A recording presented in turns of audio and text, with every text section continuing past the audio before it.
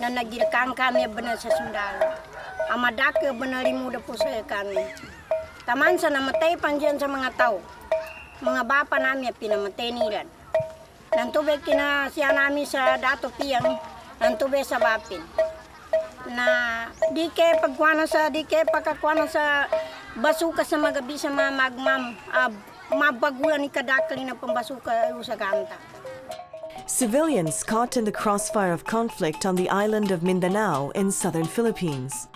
In August 2008, more than 500,000 people fled their villages after fighting erupted between the armed forces of the Philippines and the Moro Islamic Liberation Front. Makeshift evacuation camps were hastily set up to provide food and shelter for the refugees. Today, long after the fighting has ceased, many families have returned to their villages. But thousands still remain in the camps out of fear and despair, waiting, hoping that peace will come.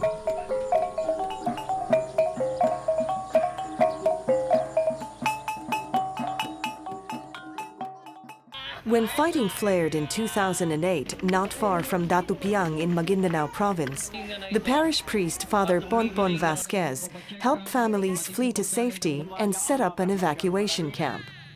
With a video camera, Father Ponpon and his Oblate media team documented the impact of the war on civilians.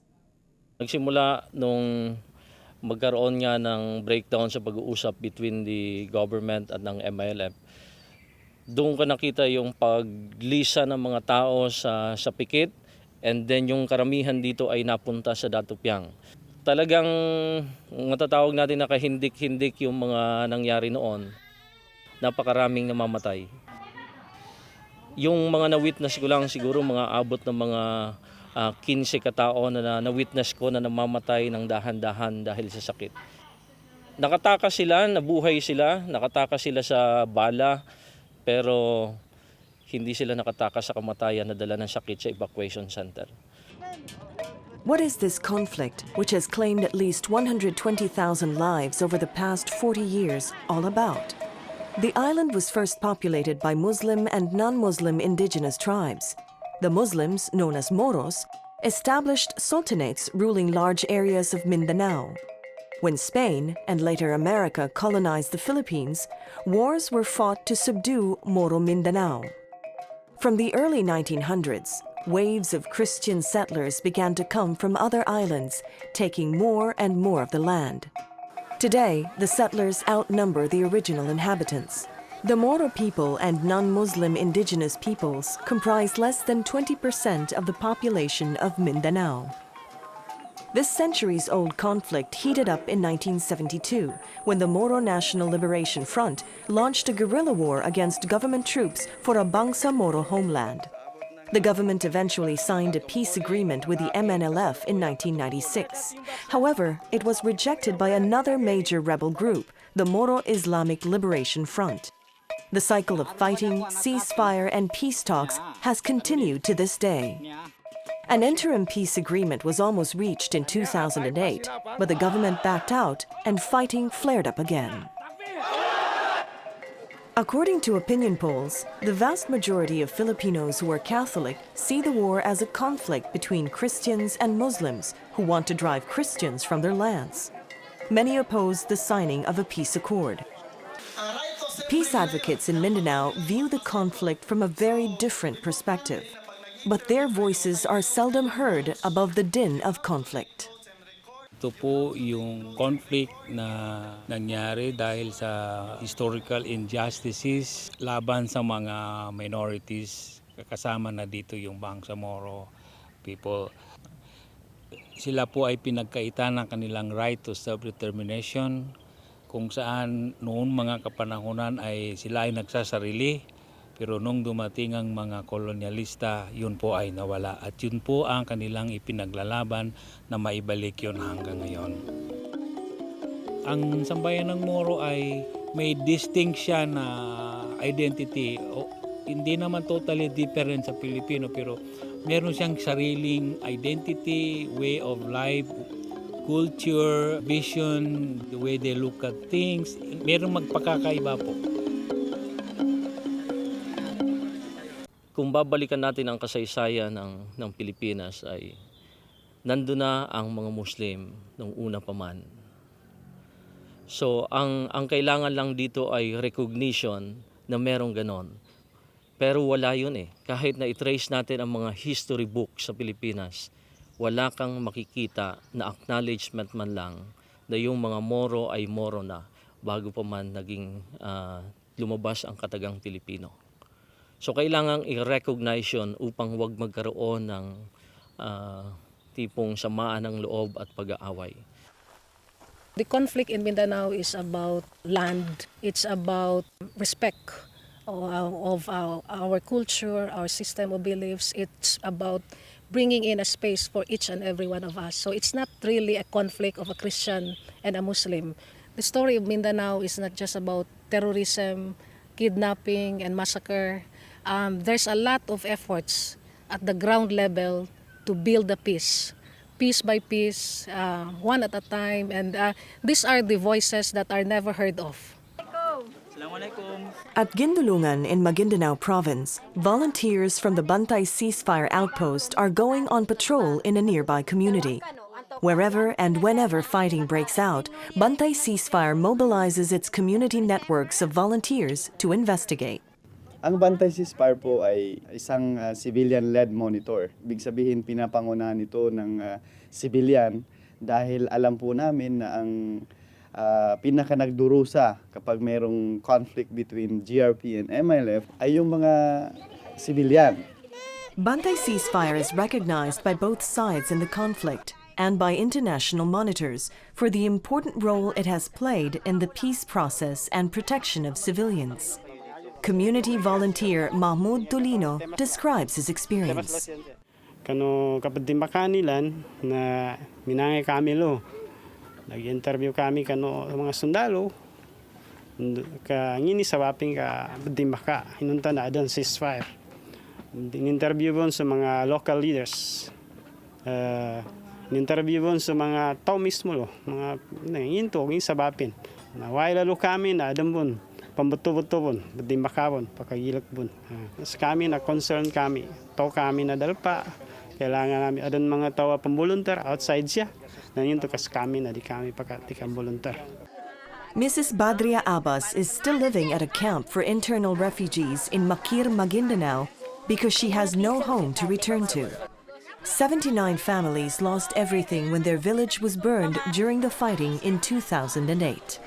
Panunanto ka ng gulay, kinapanutong sa mga walay namin, katawan namin sabab kas kami, di na kami bagamong sa inda ng mga redusan, katawan ko sa bapin, na kay tambunyanin sa bapi, umang ko din mele na mga gaban namin, na makulyang ginawa ko, masakit talaga sa lalab ko, panunan ka gina sa kami na katawan namin, do kami bawang ka, maraming evacuation center, do kami nakabawang ka, bangilin namin, ipanuni kuyag namin, kaginandaan kataman na uyag-uyag namin langon-langon ang mga languntan namin walay namin gamit namin na tutong.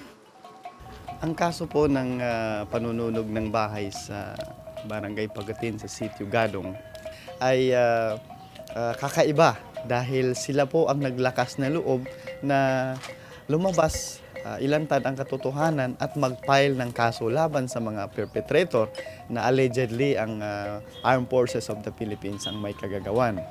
Isa po to sa mga gusto nating i-highlight na kapag ang civilian ay naapektuhan ng kanyang karapatan, ay siya mismo ay tatayo at labanan kung sino man ang naglalabag sa kanyang karapatan.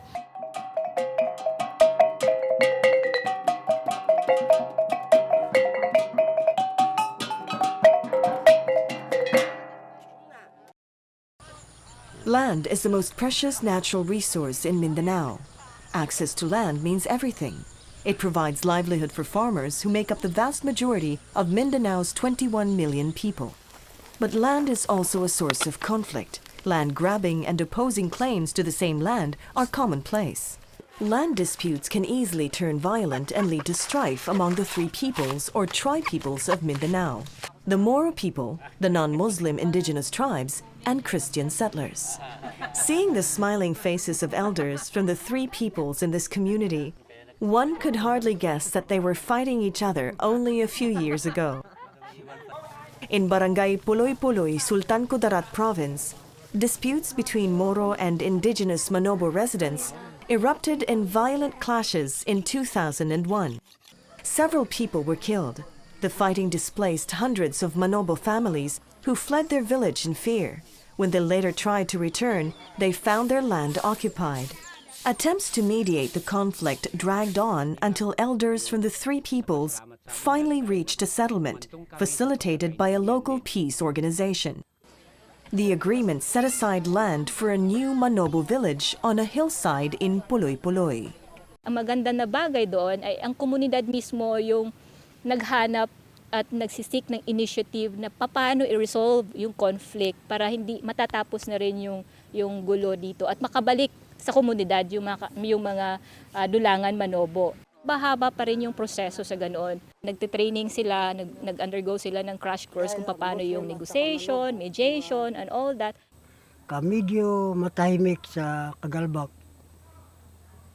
o medyo na doon sa Kamandangan oy mafion pa sa kakaan oy pakagalbak kay diya sa diya tana para magtay kay sa anak kay oy paki-eskwela sa anak kay oy sa sari-sari galbakan kay hindi di doon ladab kay yasa kana dibenta mafion-fion ito.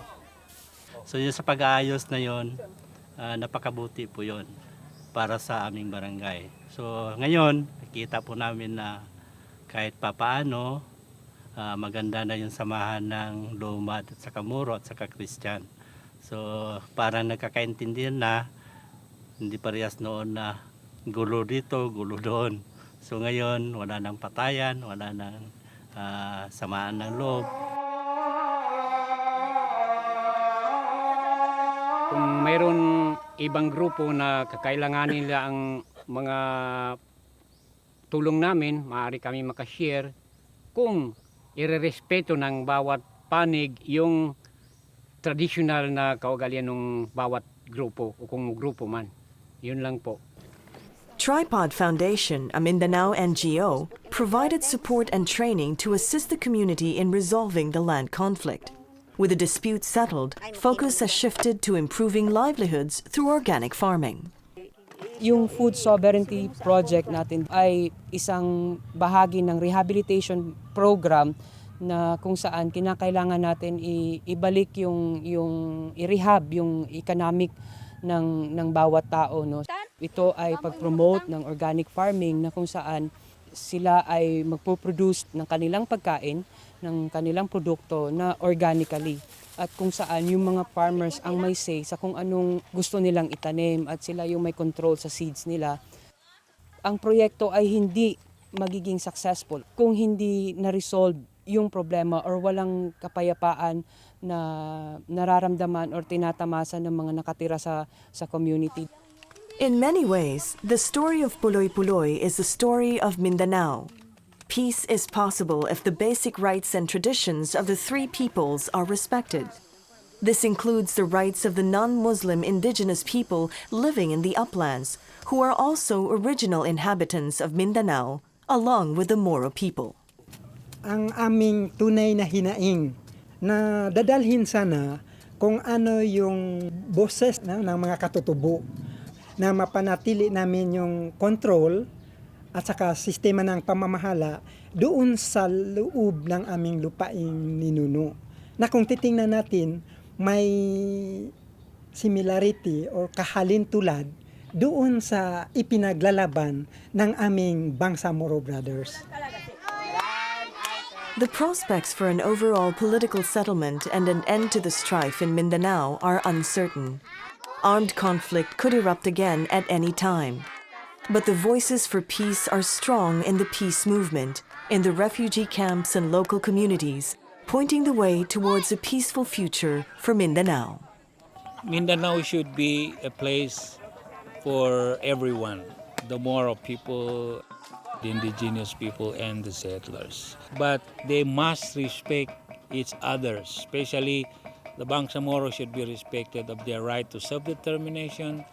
The indigenous people should be respected of their ancestral domain and the settlers of their property rights. Ito yung isang vision kung saan ang mga tao ay nagkakaisa, natutulungan sa isang isla katulad ng Mindanao upang ito ang mapaunlad at silang lahat ay makinabang.